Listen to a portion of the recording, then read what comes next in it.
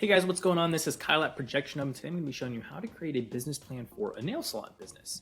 Now, what I'm going to do in this video is I'm going to be using this fictitious, generic business plan that is created as a template. So this is a free template you can get in the description of this video below.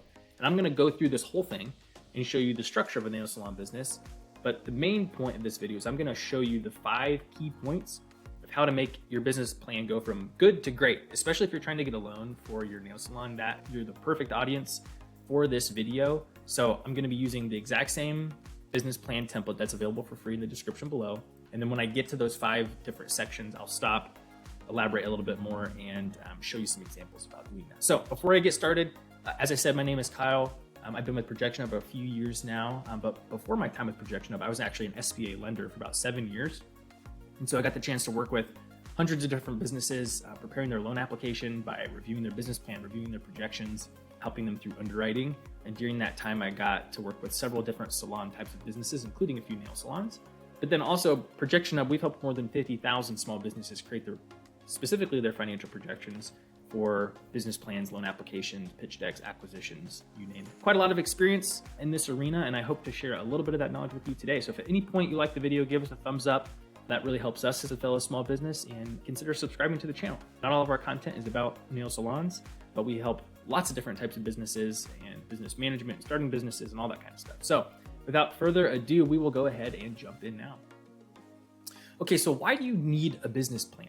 Okay, so it may sound obvious, but I want to make sure it's clear. The purpose of your business plan is not to educate the audience on what a nail salon is or what a nail salon does. They probably have seen enough deals or familiar enough with the industry. That's not really what they're looking for. The purpose of your business plan is to be very specific and distinct about your roadmap, your path to be successful, whatever you're defining as success. The lender's probably defining success as profitable for long enough that they get their loan repaid is really what they want to see.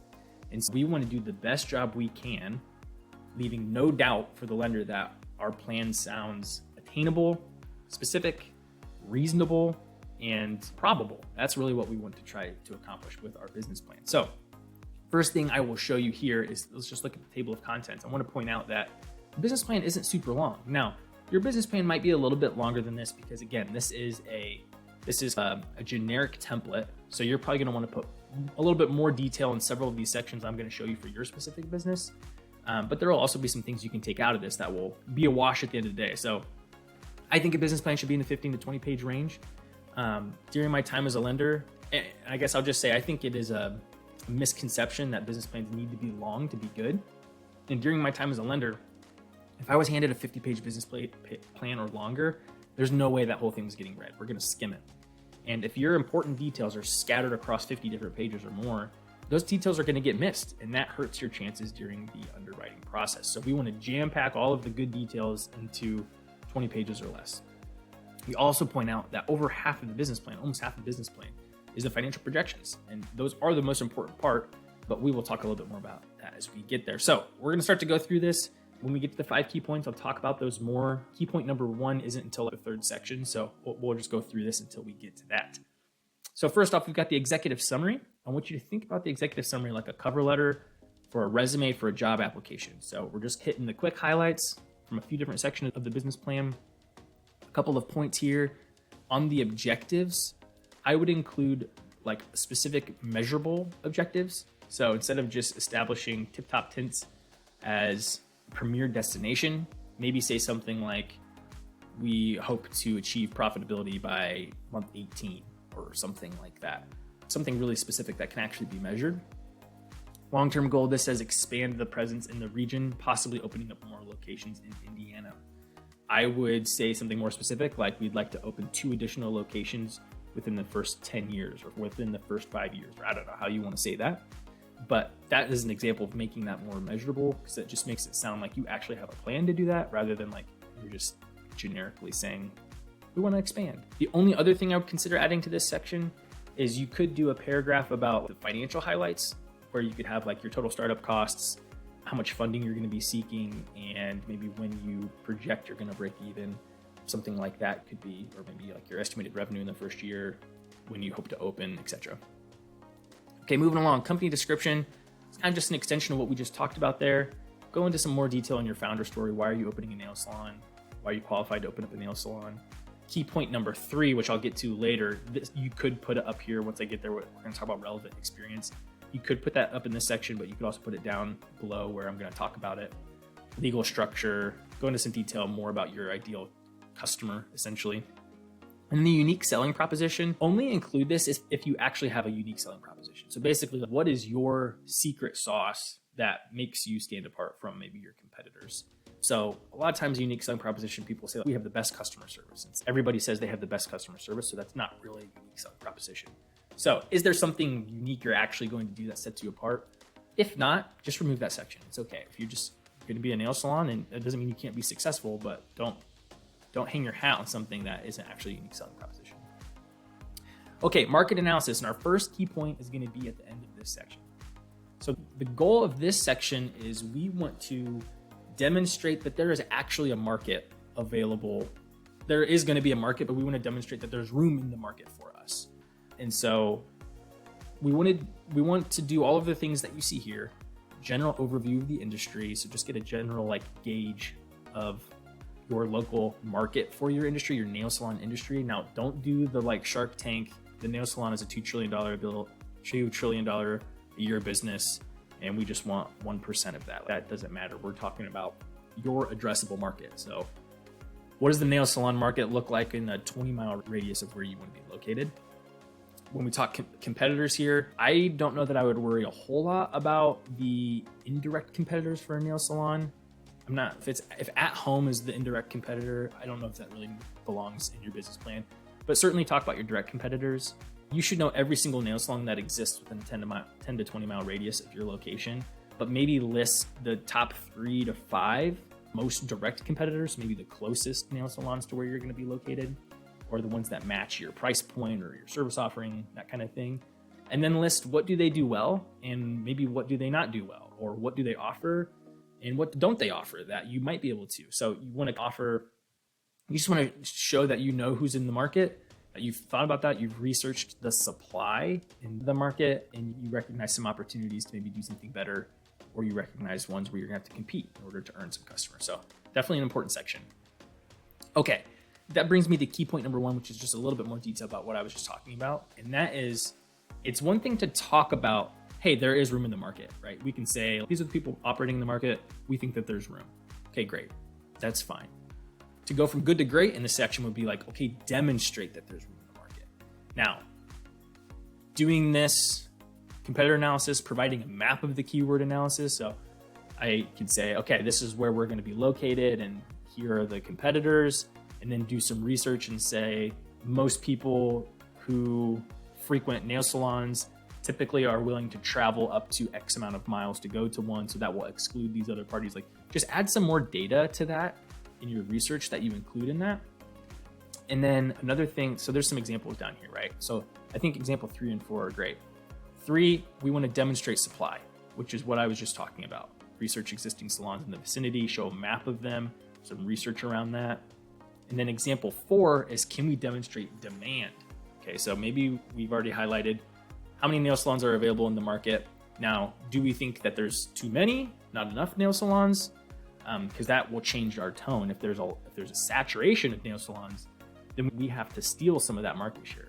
We have to disrupt the market. We have to talk about how we're going to do that. If there's not enough nail salons, that's great. It's a wide open market. There's some room for us to do that. So one way to demonstrate demand, I'm going to Google AdWords. You can create a free Google AdWords account and use this tool called the Keyword Planner. And this will allow me to simulate some, how often are people searching for specific things on Google within a location. For example, I set my location to Indianapolis, Indiana, and I want to know how often are people searching nail salon near me. Now this is going to show us a few things. One, it's going to give us some other related keywords, so you can see more specifics, like if there's a specific product or service you might be planning to offer and you want to see how often people are searching that.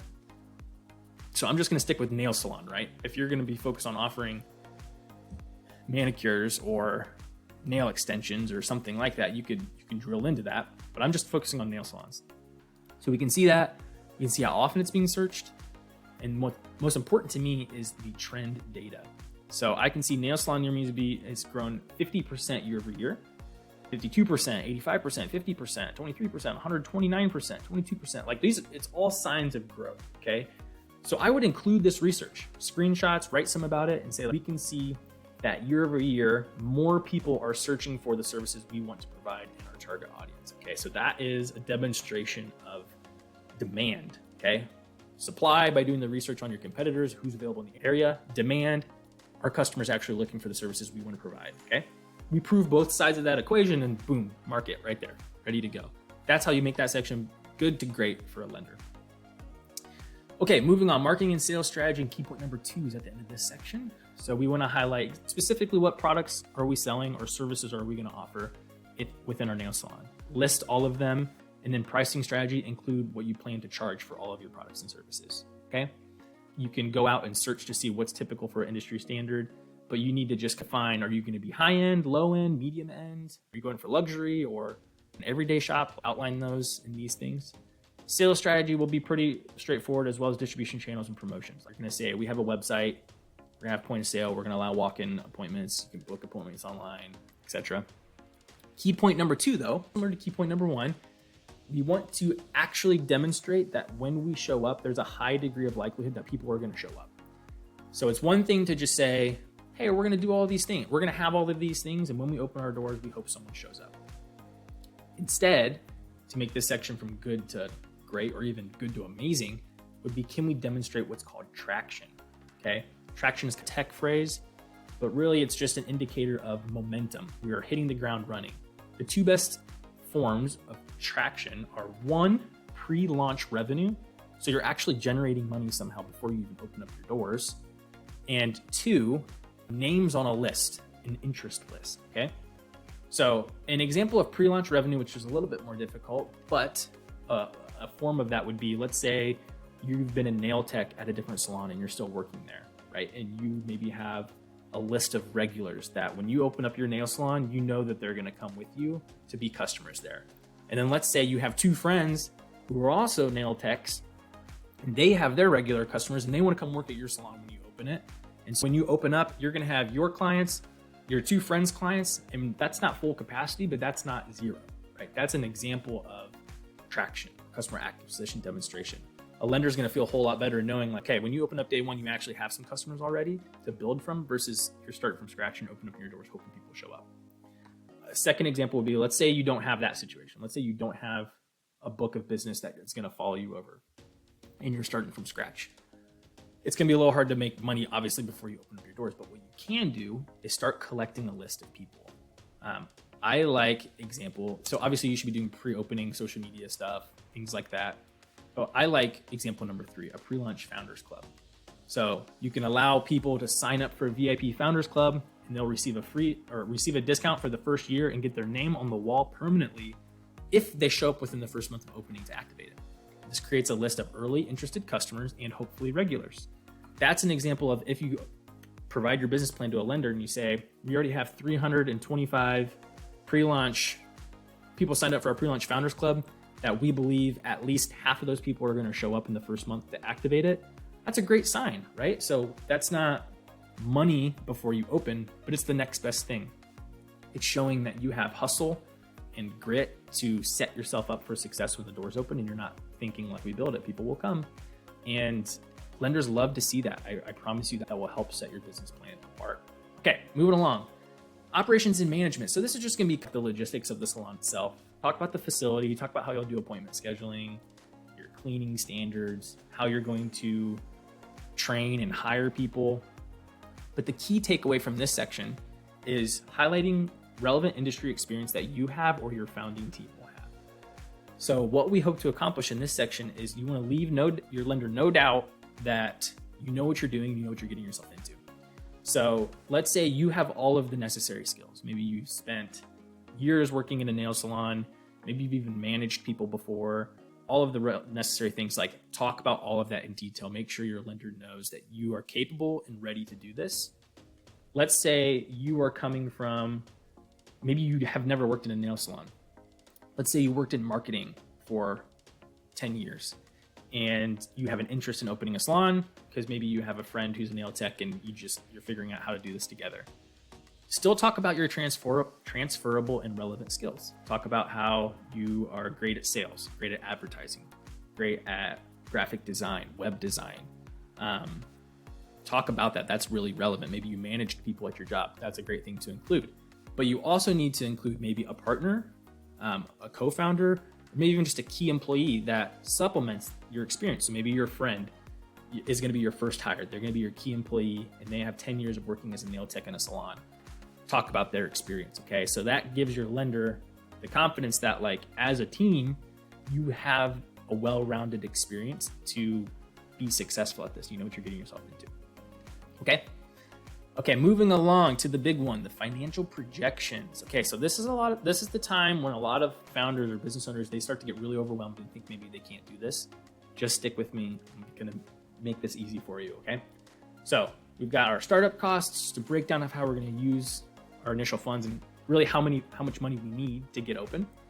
You can provide a narrative in there if you'd like to, especially if you were gonna say you're gonna need $150,000 and we want 100,000 of that as a loan because we already have the 50,000. Just an example. Okay, we've got a little overview of some of the key financial details here. So like a 5-year breakdown of some of the key line items like revenue, cost of goods sold, gross profit, net income, and then some salon specific data like total new clients, total clients, client visit per day, margin on retail sales, key ratios that lenders like to see for those first 5 years. A breakdown of your monthly recurring expenses. And then we've got a 5-year profit and loss or income statement, projected income statement, cash flow, and balance sheet, and then we've got our break-even point here. Now, all of those charts and graphs were created using this template. Now, before you roll your eyes and at this shameless plug, you have to have financial projections in your business plan. There's 3 ways you're probably going to be able to get financial projections done. 1, you're going to do them yourself by creating them from scratch. That's really difficult to do unless you have some sort of accounting background. I promise you that is a dangerous thing to do because you really want to make sure you get these right. 2, you hire an accountant to create your projections, which is a very viable option. It can just be really expensive. Yeah, it could be thousands of dollars to have a CPA create you projections from scratch, and it can take a while. 3, you use a template and you fill out that template yourself. That's exactly what I have here for you. This was built by a CPA on our staff, and I'm just going to show you how it worked really quick. It's very easy to do on your own. We have a video walkthrough guide that shows you how to fill it out. We're only editing these 4 blue tabs in these blue cells. It's already pre-filled out, so you know where to put the numbers. If you have an investor, you'll add that here. We're going to talk about what things do you need to buy. This is going to be your startup costs. Are you planning to get a loan? This is going to calculate, do you have enough cash planned for to open up your salon? And what I really like about our template is a lot of projection templates will just ask you, what's your estimated monthly revenue? But you might be like, I don't know. Do I just guess how much revenue we are going to have each month?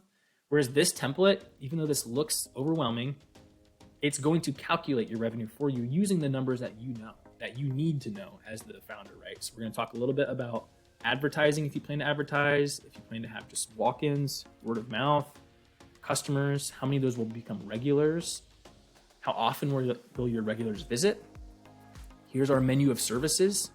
How often will they use those services? Estimates are fine, right? You're just using your best guess in some of these details. If you have hourly employees, how you're gonna pay those.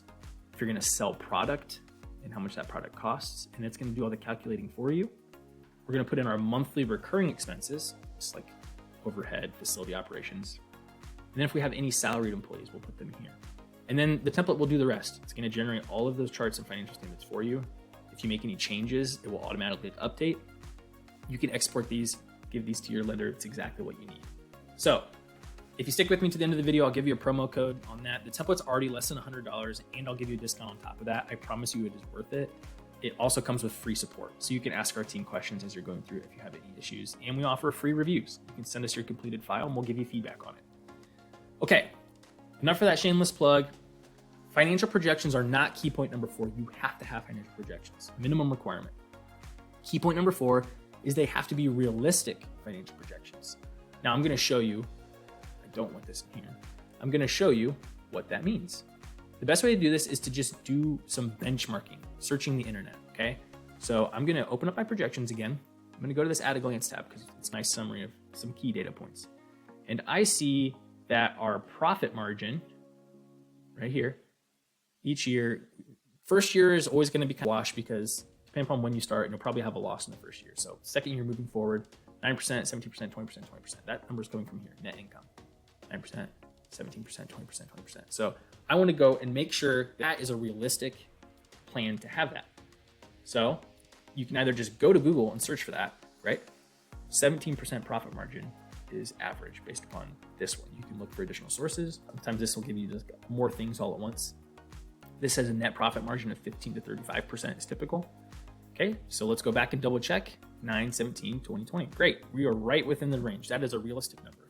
You can do that exercise for any number in your projections to really hone things in. And as you're creating, as I demonstrated in this revenue tab, you can do that while you're filling this out. If you might be like, oh, I don't know what a good advertising budget is, or I don't know what a typical cost of this service will be, or I don't know how many regulars typically clients become regulars, like just search for those things and use that to build your projections. So it's a combination of what you know and from your experience and what you feel in your gut and what are typical for industry averages. And then that is key point number 4 is do that so that you can be confident when you hand your projections over, they're coming from a strong basis, not just numbers you decided that you pulled out of thin air. Okay, that brings us to the end of the business plan, but we have one more key point. This is specifically if you are planning to get a loan. And so you don't need to put this in your business plan, but it's just a little bit of a soapbox moment. You need to be prepared to have the skin in the game conversation with your lender. What that means is you will be expected to share in the risk with your loan. A few different ways that happens. One, your personal cash investment. Say it's going to cost $150,000 to open up your salon. The bank's not going to lend you $150,000. They might lend you 80% of that, maybe 90% of that. You will have to come up with that additional cash. Typically, they don't care where that cash comes from. Although if it is a different loan, it has to be behind them in priority to get paid back. So you need to come up with that. If that's your money, friends' money, family money. Second thing, you will need to sign personally on the loan. When I was a lender, I all the time heard people say that they wanted to keep the business and the personal separate, and they only wanted the loan in the business's name. That's great advice when it comes to the bank account and bookkeeping, to keep those two things separate. It is not realistic advice when it comes to guaranteeing the loan. You will have to sign a personal guarantee for the loan, especially if it's an SBA loan. But just have that expectation. You will have to do that. Third is collateral. The bank or the lender is going to want the loan to be as collateralized as possible so that if the loan doesn't pay back, they can try to get their money back by liquidating whatever the collateral is. Nail salons do not have much equipment to collateralize the loan. Unless you are buying the building with the loan, then that can be the collateral for the loan. But you probably aren't doing that because that will increase the cost significantly of the startup. So you're going to have what's called a collateral shortfall. The only way to overcome that will be using personal assets or having cosigners added to add like additional outside income to support the repayment of the loan. So you'll need to be prepared for a second mortgage, a free and clear car that you can give the title, pledge that as asset. Ask a family member to co-sign on the loan, like comfortable things to do. So the reason I'm telling you this isn't to scare you, it's just to help you have a healthy perspective when it comes to this point. So you don't have to put all these things in the business plan of I'm willing to offer all of these things, but it will be refreshing to your lender when it comes to point in time to have that conversation, to talk about collateral, to talk about cosigners, to talk about all of that kind of stuff, that you already know that's coming and you have answers prepared if possible. So know what you're willing to offer. If you are okay with having a cosigner, have that person already lined up. If you're okay offering personal assets, know what you're willing to pledge. It will streamline the process and make it much easier to go through that. But know what you're willing to offer. And if the bank wants too much, just know when you need to walk away and go talk to somebody else. So that's my last 5th key point. Let me go ahead and grab that promo code for you. It is PH20BP. We'll get you 20% off that template. Again, it's already less than $100. It is well worth it, I promise you. If you have any questions, contact us at support@projectionhub.com. We'd be happy to answer them for you. Like the video, subscribe to the channel if you appreciated this content and would like more, and we will see you on the other side. Great. I wish you the best of luck with your nail salon. Yeah, we'll see you in the next one.